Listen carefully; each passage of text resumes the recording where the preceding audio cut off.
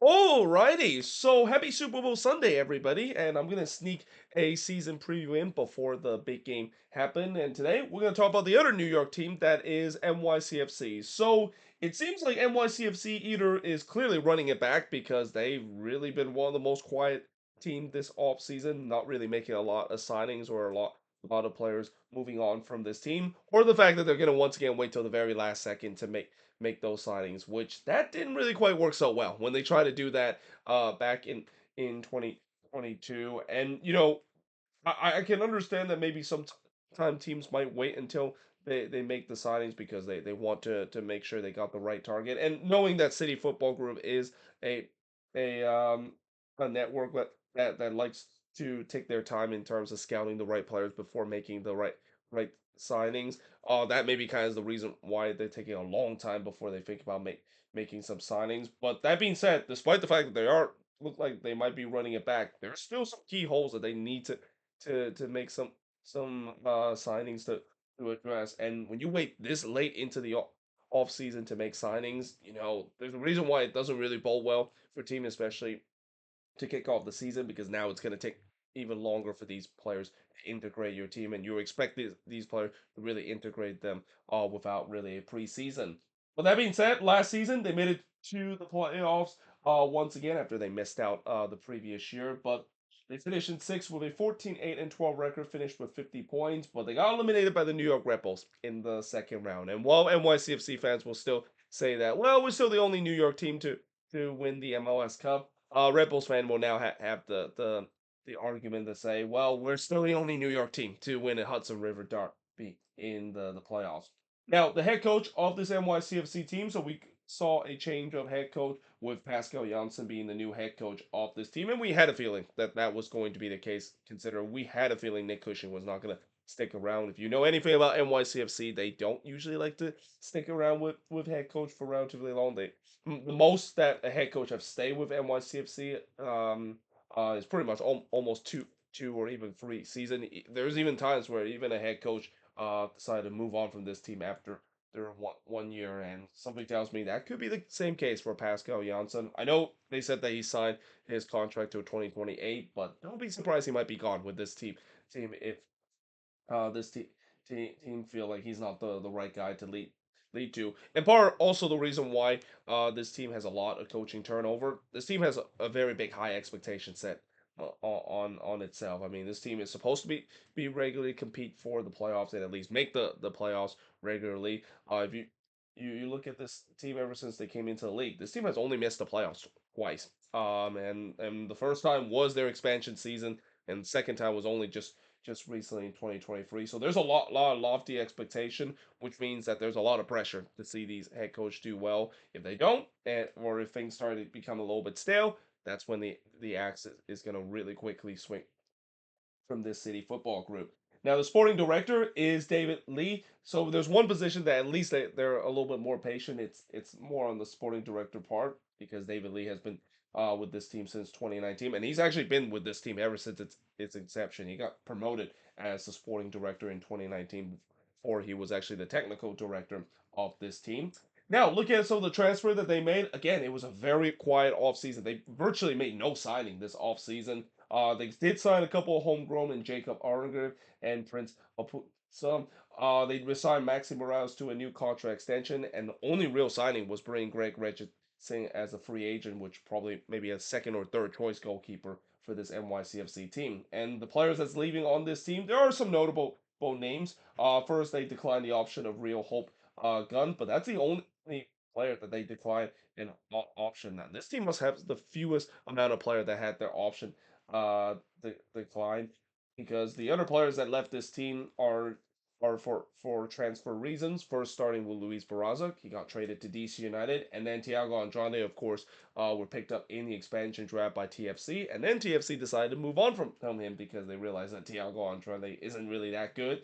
Then they also transferred Nicholas Acevedo to Bahia, and then they loaned James Sands recently to FC St. Pauli. They also recently transferred Christian McFarland to Man City. Obviously, that's part of the agreement that once he turned 18, he is going to be joining Man City, and he's a very talented player as well. It's going to be difficult for NYCFC to replace him. And then recently, this has been a move that they've been wanted to do throughout this whole off season, and that of course is finding a way to either move on from Jovan Mijatovic or maybe loan him to another club and hope that he can find some some minutes to get back to the potential that he should be. I mean, Jovan Mijatovic was probably the most disappointing signing for NYCFC and one of the most disappointing signing in the league as well. For the amount of money that they pay him and the fact that he really just never settle in, they really hope that him going on loan might be a way to get him settled in. And once they do decide to get him back, they hope that he could be decent because again, if he's not decent, that amount that they pay him, that's a lot that they of course, and it's gonna go down as one of the bigger DP busts that we've seen in recent memories. Now, look at the first 5 games for NYCFC, so it doesn't get any easier for them in terms of the first game. Have to face Messi and friends again, from the get go. As I mentioned in the Inter Miami season preview, the NYCFC is the other team that involved in the first game of the season. Then, to make it even more difficult, but to go on the road to play against LAFC. So yeah, imagine playing against a team that is favored to win MLS Cup, and then another team that is favored to also win MLS Cup again back to back.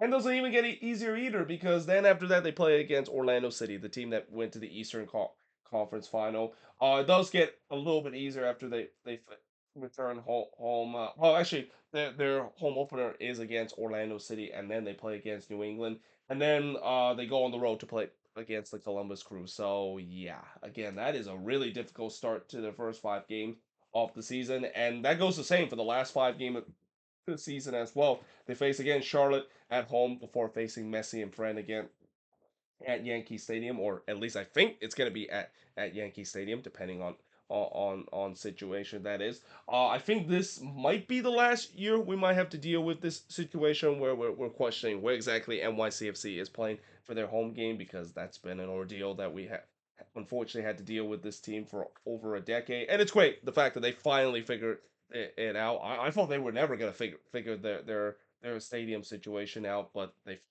they have finally figured it out, and looks like that soccer specific stadium that they're working on in the Queens area should be ready as soon as the 2026 season.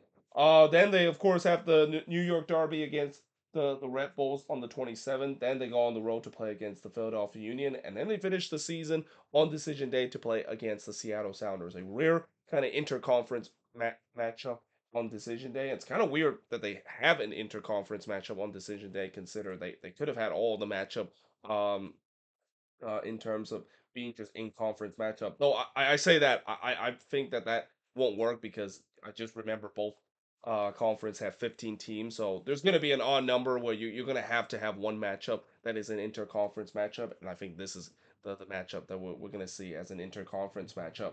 Now, the strength of this team, I want to say it's the front three, but I would go with the young talent. I think this team has a lot of good young talented player. I mean, we talk about the Red Bulls producing some really good talent out of their academy. Forget about NYCFC as well. We know the New York area is full of good players or good young players, and this is why we've seen the Red Bulls have been benefit that for a long time. They always use that as a big advantage on their front, and it seems like NYCFC is doing the same thing as well. But not just that, in terms of the homegrown talent that they had, but also just the talent that they bring within those U22 initiative signing that CFG of course made. Most of them turns out to be very promising. I mean, there are definitely some big flop, and Jovan Mijatovic is an example of that. But for the most part, they have some really good young talented players that they can start to form a decent core, and once again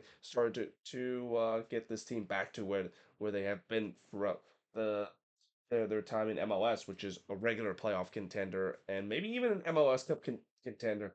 That is. The weakness of this team, I would say, it's got to be the depth and the deep line playmaker, especially in the midfield. So they don't really have a lot of depth on this team. It feels like that's kind of a thing I've said about NYCFC all the time about the problem with there's not really too much depth, but they also don't have a deep line playmaker, especially a deep line central midfielder out there after they decide to move on from James Sands. They need to find a replacement for that.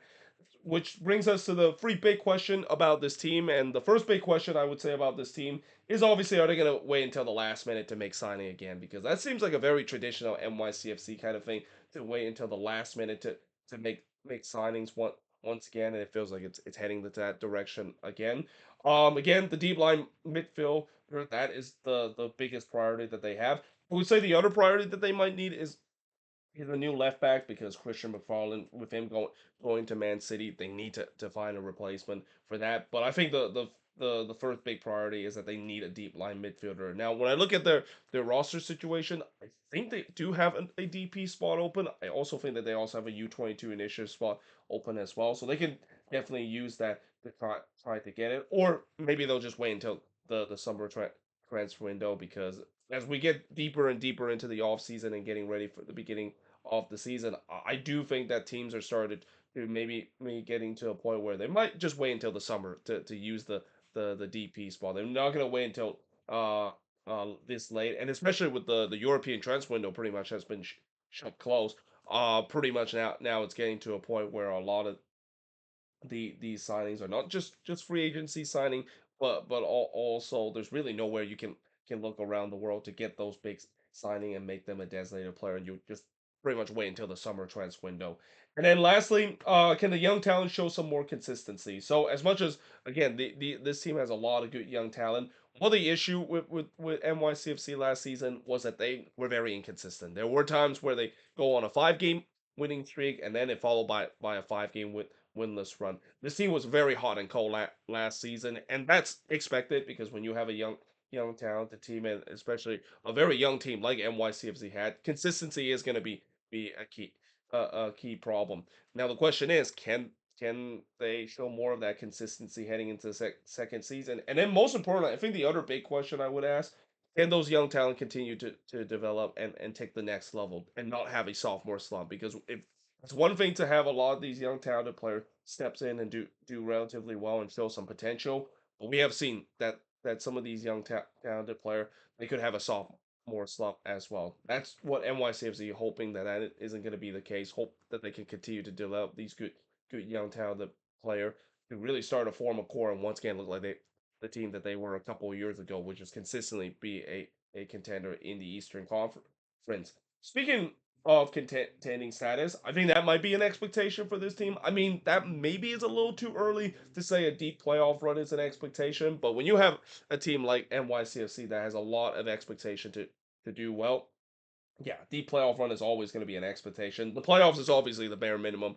of this team, as I mentioned. This team does not miss the playoffs very often, and I expect even as loaded as the Eastern Conference does look heading into this season. Well, I say it's loaded, but there are some teams in the East that are losing some key players that maybe make the gauntlet a less dangerous for some teams that are not named Columbus, Cincinnati, or Inter Miami, but the less the bare minimum for this team is always making the playoffs. If this team does not make it to the playoffs, something clearly went wrong with this team, and Pascal Janssen could be in big trouble if he doesn't make the playoffs in the first season and at least get this team off to a good start. I mean, I'm assuming this team should get off to a good start because if you're not going to wait till the last minute to make signings, and if you're going to keep the old core, which looked decent last season, you expect that a team should be able to get things going, and that the chemistry level of this team should be pretty strong, because if they're going to run it back, I'm pretty sure all these players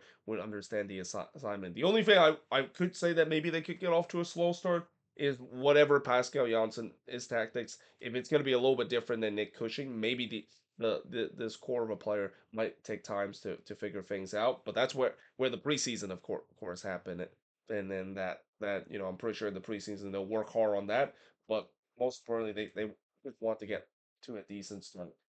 Unless of course if they decided to make signings at the last minute, and then we could have a situation like what we saw in 2022, where yeah, let's not talk about what happened in 2022 when not only they were thinking about making a last minute signing, and then they didn't do so, and then they got off to just such a terrible start that they couldn't even couldn't recover even with the good finish that they had that season.